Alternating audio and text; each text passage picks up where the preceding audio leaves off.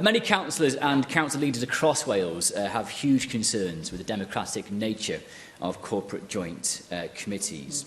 Councillors and councillors, of course, are democratically elected to make decisions and represent their communities.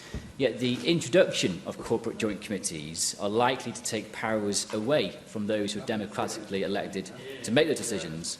I'd like to remind us all here today that devolution, of course, was introduced to bring power as close to the people as possible, and I don't believe that corporate joint committees will support this at all. It's clear to me that Welsh Government's aim with these corporate joint committees is to take power away from those democratically elected to make those decisions.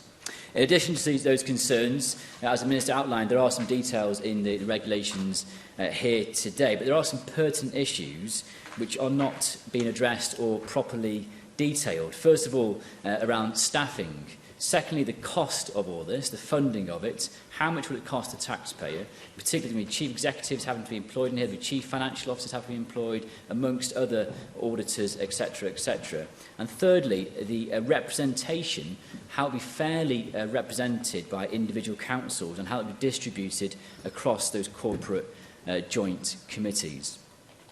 And so it's not often that I do quote from the Plaid Cymru manifesto. It's also not often that I support what they are proposing. Nevertheless, I would like to take the opportunity to quote directly from the manifesto from only a few months ago in May, which says that Wales's future governance should continue to involve local, regional and national tiers in decision-making and delivery at the correct levels, all good so far, of course, and with clear democratic accountability to the people.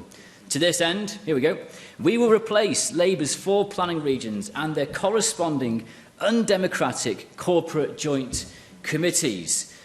So in light of this, Llywydd, I would be astounded if I was to hear today that Plaid Cymru would be supporting the motions here in front of us today. They've done a sterling job, been heroic in their opposition to corporate joint committees, and I'm sure the leaders of Gwynedd, Ynys Môn, Ceredigion, Carmarthenshire would also be surprised to hear any objection or any support, should I say, to the CJCs here today. They didn't actually. You should check the votes of the WLGA. We cannot throw local democracy and council powers under the bus, even with a cooperation agreement in place. And I'm proud that Conservatives were standing up for councils and democratically elected councillors.